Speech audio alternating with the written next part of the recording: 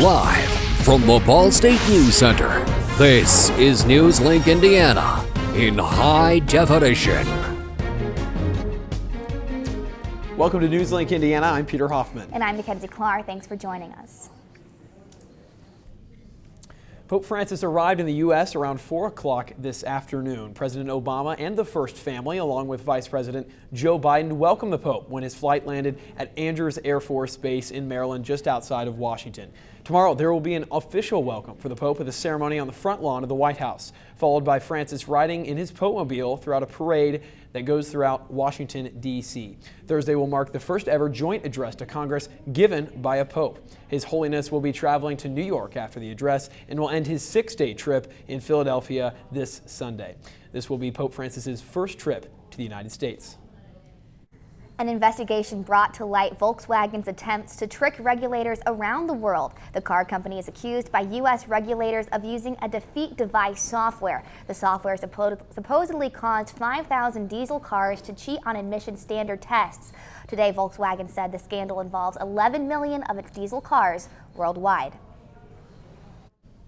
And Ball State has always encouraged its students to head to their dining halls when they are craving their favorite meals. As NewsLink's Demi Johnson reports, the university now has some national recognition to bring in even more business.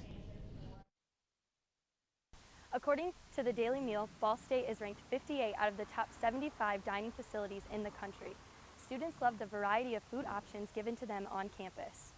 I think Woodworth is probably a really common place to go eat on campus. I think they have great stir fry. It gets pretty crowded there. It's definitely a popular option on campus for sure. Definitely see the most traffic there. Around lunchtime it can get pretty crazy, which isn't the coolest thing to experience. The Indy Star reports only one other Indiana campus, Purdue University, was ranked number 32 on the Daily Meals list. Rankings were based on a number of criterion, including accessibility, quality, and service factors. Ball State dining staff members are proud to be working at a campus with a notable menu and a friendly community. I love it. It makes me very proud.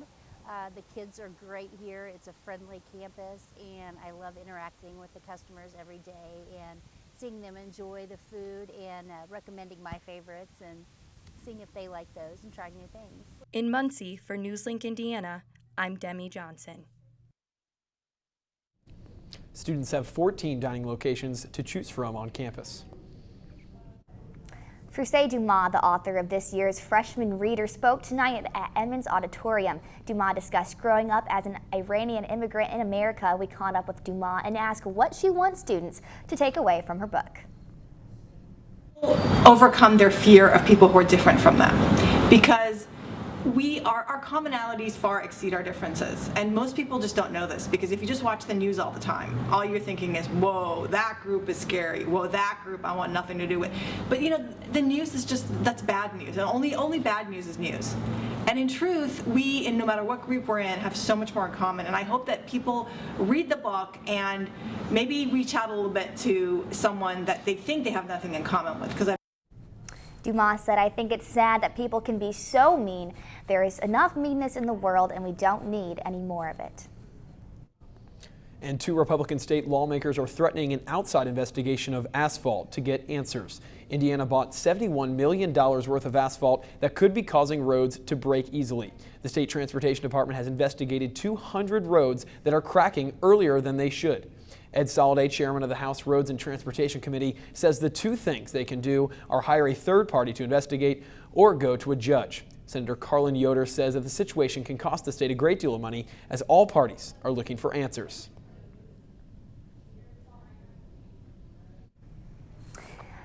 An Indiana woman's person died early Tuesday morning from an apparent suicide. Prison officials confirmed Pensacola Shields' 20-year-old attempted suicide on Monday afternoon and was taken to the hospital where she died Tuesday morning. Prison spokesman Tim Huron said he could not confirm other details about Shields' death, only stating that she had an internal investigation is underway.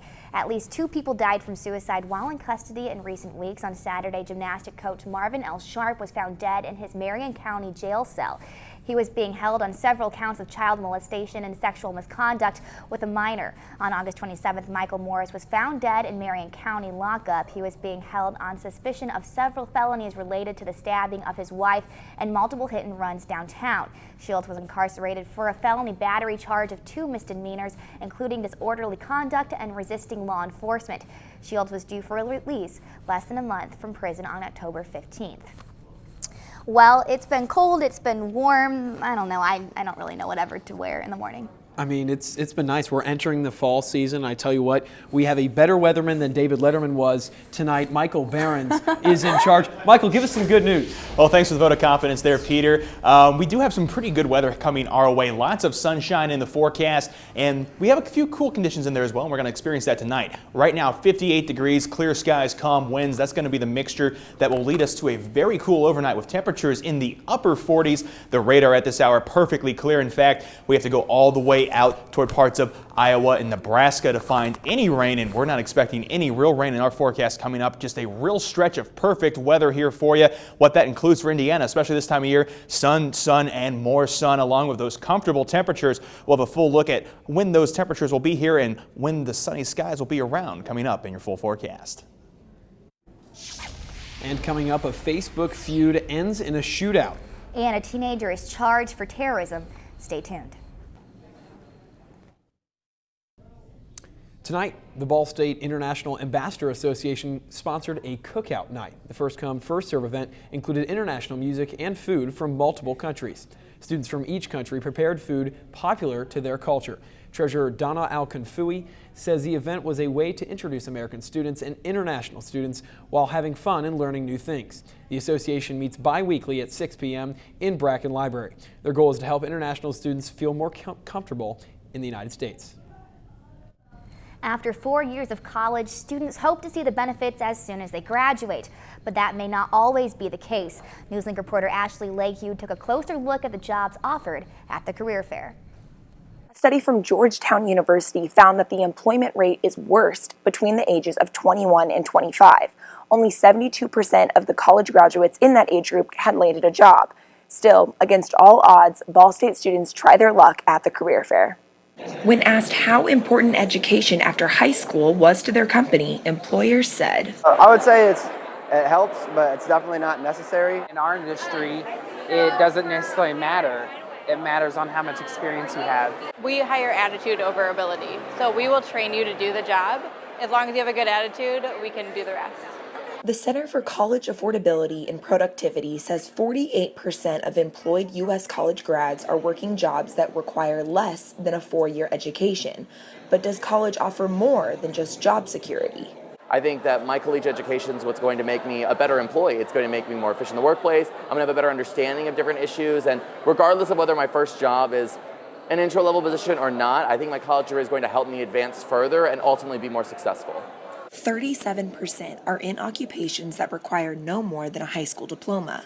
The career fair helped senior Matt Hartzberg land an interview, but for a job that doesn't match his skill level. And you get experience, you establish yourself within the company, and then if you're lucky, they'll offer you a full-time spot if they have one open. Hartzberg says students may need to swallow their pride to get their foot in the door. Am I above taking another internship or doing something like that just to get my foot in the door somewhere? Absolutely not, especially with how competitive it is right now. In Muncie, Ashley Leahy, NewsLink, Indiana.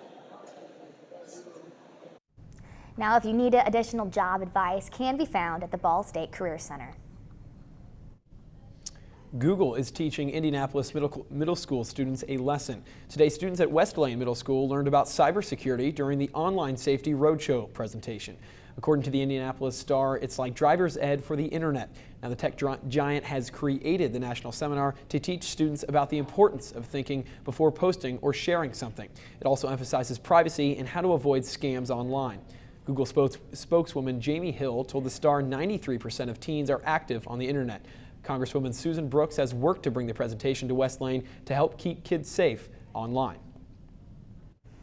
A Muncie man and woman are being held in the Delaware County Jail tonight after a Facebook feud led to a Monday shooting. According to the Star Press, 30-year-old Quincy Deshaun Stringer was arrested after he threatened his cousin Albert Ellis III with a handgun. Stringer and Ellis had been feuding through Facebook, and after they ended up meeting in person and exchanged insults. A woman emerged from Stringer's car, took the handgun, and began firing shots at Ellis. 22-year-old Carletha Willis is the one accused of firing the gun, hitting Ellis in the left ankle. Ellis was being treated for gunshot wounds at Ball Memorial Hospital. And a New Jersey teenager accused of making threats against the president and the White House is now in the custody of his mother.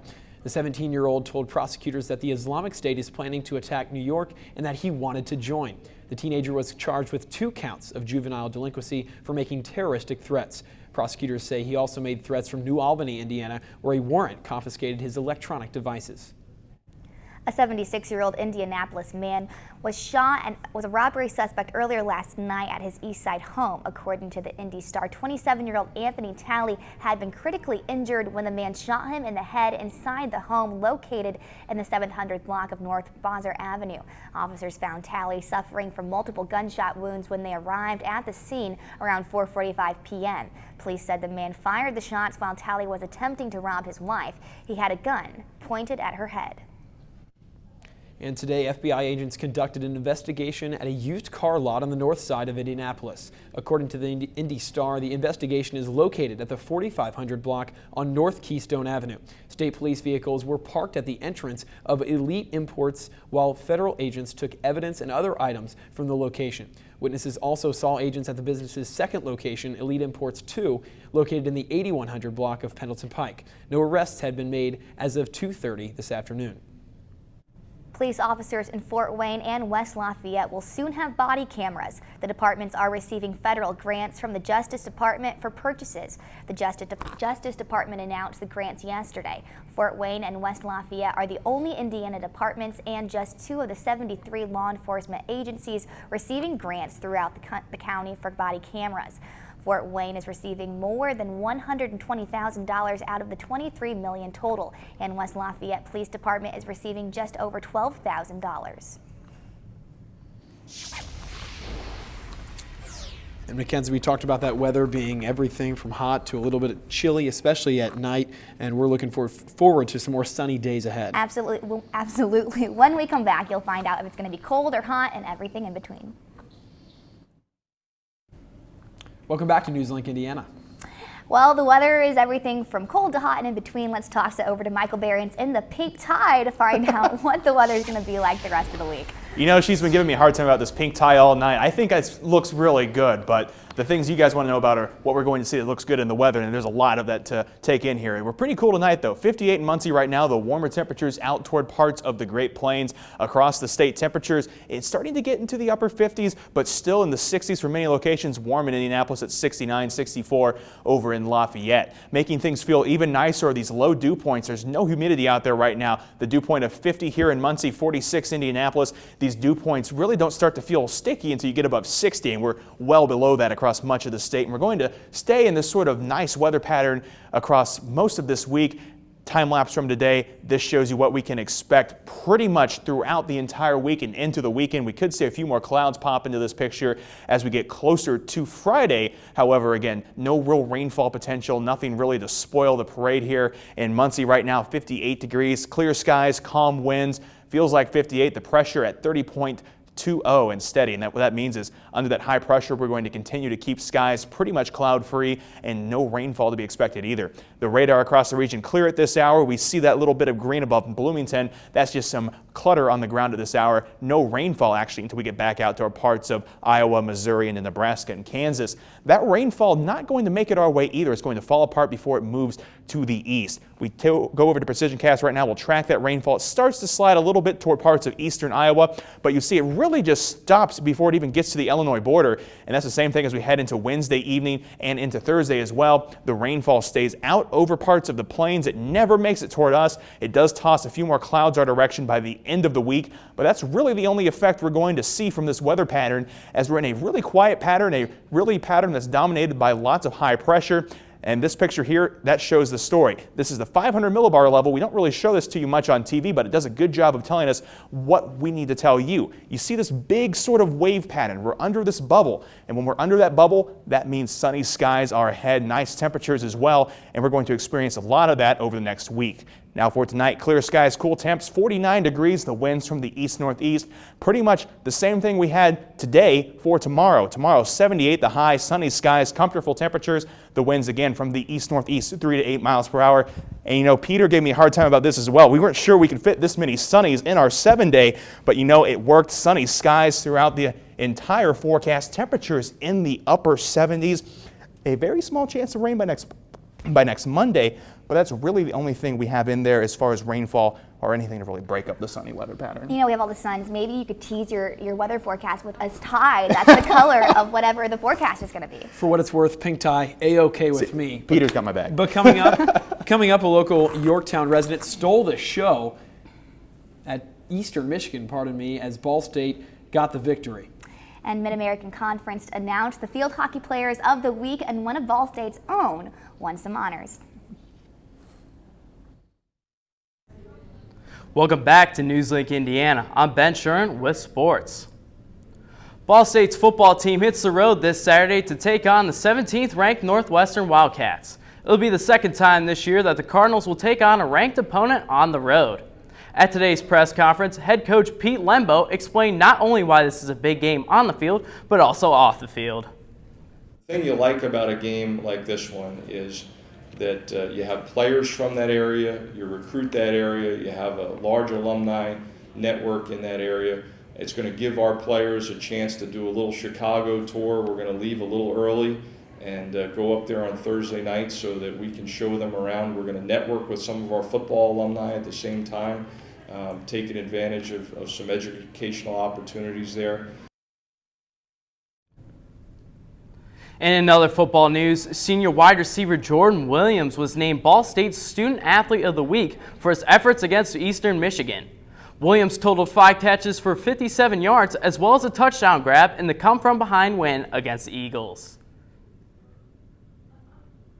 The Cardinal Classic wrapped up this afternoon at the Players Club in Yorktown.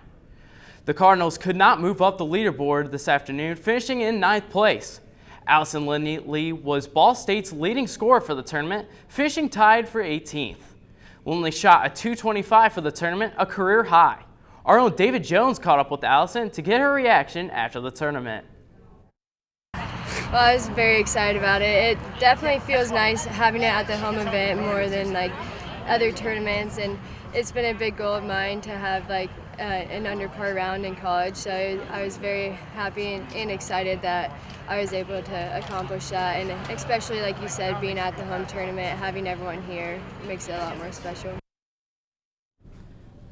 Eastern Kentucky took home the trophy while Eastern Michigan finished in second. The Ball State women's golf team is next in action this coming Monday at the Bearcat Classic in Cincinnati.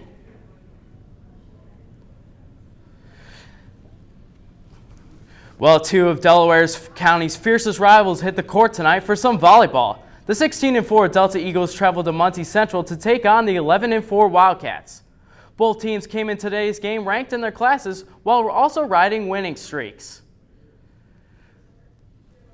Delta head coach Heidi Zickgraff is fired up for the big county matchup between the 2 rivals. And we pick it up in the back-and-forth first set as Cameron Campbell gets the block to tie the set up at 17.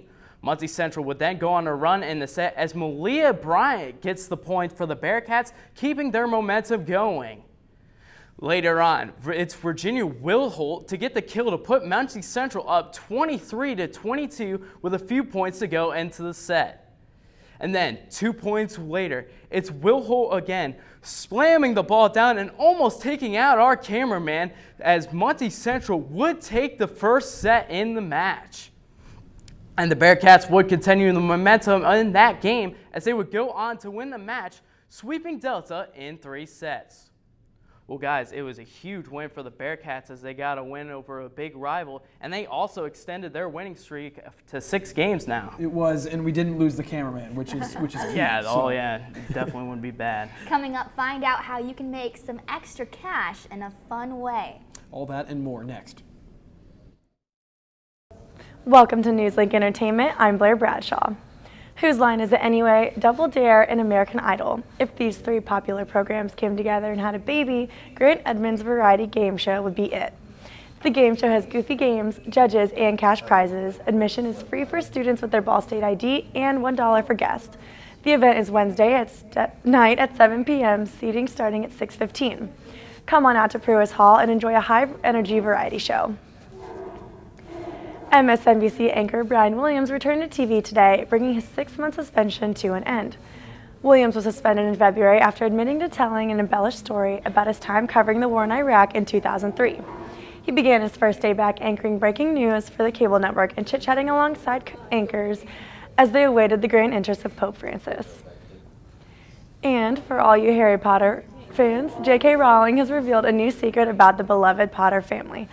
On a newly redesigned Pottermore, Rowling wrote a new essay titled The Potter Family that reveals the Potter lineage back to the 12th century, as well as tells the tale of how the Potter family came into possession of the invisibility cloak.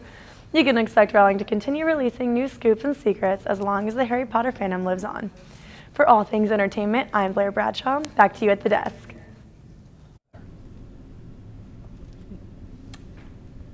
And Michael, we'll go to a final look at weather here before we head off. Well, guys, we have lots of sunshine in the forecast. Temperatures in the upper 70s pretty much throughout the entire 7 days. Things looking just about perfect, especially for fall here in Muncie. But I wouldn't know that from your time.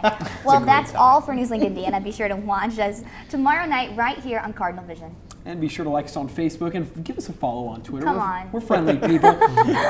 And enjoy your evening. So, what are you doing? What am I doing after this? I got homework. All right.